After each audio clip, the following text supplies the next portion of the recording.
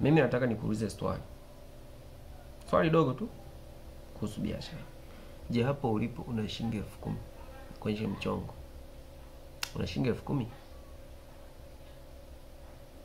Kama una shilingi 10,000 basi subscribe YouTube channel kwa sababu umejiamini.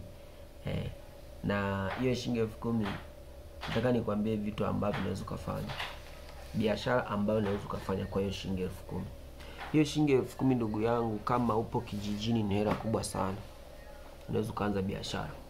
Na kuteka soko la kijijini ni vizuri sana kwa sababu kijijini ukishajulikana unafanya business fulani, hata mtaa wa pili wanakuwa wanajua unafanya business fulani. Kwa hiyo kama una hiyo shilingi 10,000, hiyo shilingi 10,000 ni kubwa sana.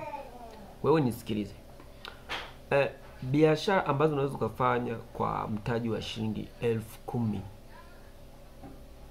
Ashumu uko kijijini.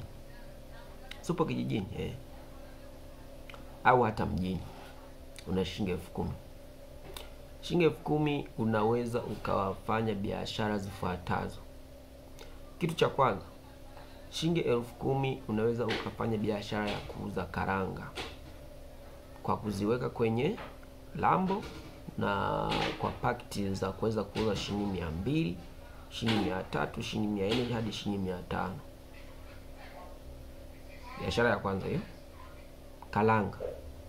Karanga unazikaanga. Karanga zinaenda sana, kwa mfano stendi hata kijijini zinauzika sana karanga.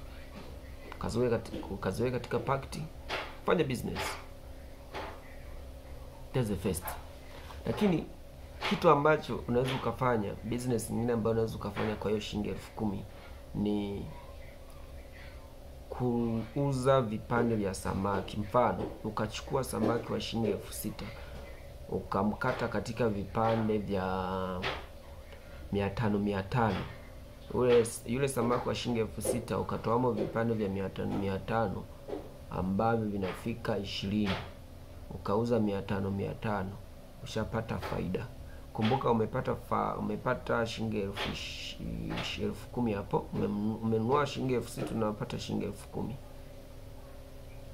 Hiyo vipande unavikaanga. Sasa ukishavikaanga umeongeza thamani. Ukishavikaanga vile vipande unauza buku. Vipande 20 unauza buku.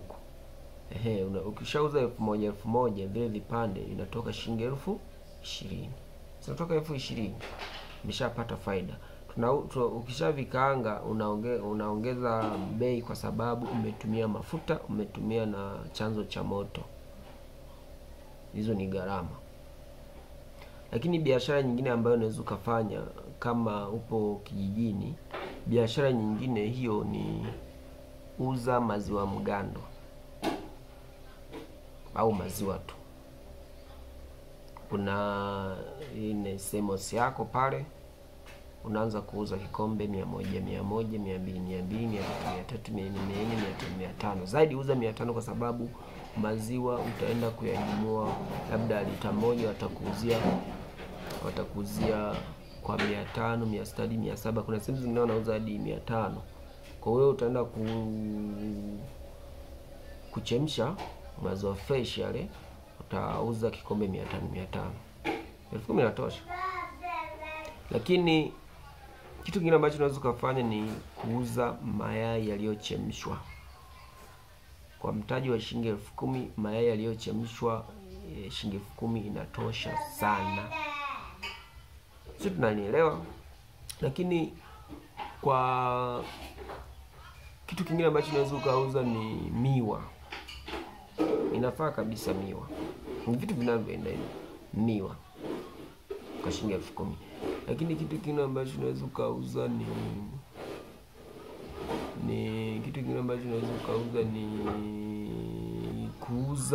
kuuza dagaa. Kwa upande wa kijijini kuuza dagaa kwa mtaji wa shilingi 10,000 inatosha sana. Kuuza dagaa unaweka katika mafungu unaanza kuuza. Ninapokuambia hiyo ni liri. Lakini kitu kingine ambacho unaweza ukauza ni mboga za majani. Kwa mtaji wa shilingi 10,000 hiyo inatosha. Kwa hiyo shilingi 10,000 ukifanyia hivyo ndani ya mwezi au wiki, ni kitu ambacho kinaenda kuongezeka. ndani ya wiki utakuwa umefika mbali, ndani ya mwezi unakuta umefika mbali, unaanza kutanua biashara yako. Ndio maana nakwambia kwamba biashara ni kujiamini kuanza. Haina maana kwamba ukianza na mtaji mkubwa kwamba ndio utafanya vizuri, kwamba umeanza na mtaji wa milioni 1, 500,000, 600,000 kwamba ndio utafanya vizuri. Hamna. Anzia hapo hapo ulipo. Kuna kitu utakuna kifanya utajifunza zaidi. Kuna biashara ambayo utakuna ifanya utajifunza zaidi. Kuna biashara ambayo utakuna ifanya utapata uzoefu. Kwa hiyo anzia hapo ulipo. Kwa mfano kama hizo biashara hizo kuambia ukiweza kuanza nazo hizo kwa mtaji wa shilingi 10,000, nazungumzia kwa mazingira ya kijijini, rahisi sana kutoboa. 10,000 hiyo. So business is about skills and closer skills to kwa wateja. Yaani business zaidi sana ni wewe na mteja. Maongezi yako na mteja, unamuuziaje kwa heshima. Haina maana kwamba ukiwa na mtaji mkubwa ndio unaenda kufanya vitu vikubwa. Anzia hapo ulipo. Kwa mfano, mimi nilianza na subscribers 0. Lakini leo nimefika subscribers 2,500, naenda 3,000. Viewers niko kwenye about 60,000 na. Naweza kuangalia video zangu hapo, mimi nipata viewers wa 5, 6, 7, 8. I know wale ni watu. Zaidi wanapata 100, zaidi napata viewers 20, 30. Hao ni watu wanao view na wanasikiliza. Kwa hiyo hivyo ninavyozidi kwenda, mwanzo sikuanza hivyo. Nakutolea some mfano. Mwanzo kuna kuta labda napata viewers 2, 3 ndani ya wiki, ndani ya wiki 2. Lakini zidi consistency, kuposti nini hivyo. Kwa hiyo naenda kushauri kwamba ukiwa na hicho kidogo kianza nacho, hakitazidi kuwa hicho, kwa sababu utazidi kukiimarisha, na kwa sababu unakifanyia kazi kitazidi kuongezeka. Kwa hiyo usiogope na hicho kitu ambacho ulicho nacho ukazani ni kidogo. Anza nacho hicho, hakitabaki kuwa hivyo. Asante kwa kunisikiliza. Asante kwa kuangalia pia. Lakini usisahau kusubscribe, usisahau kushare, usisahau kulike.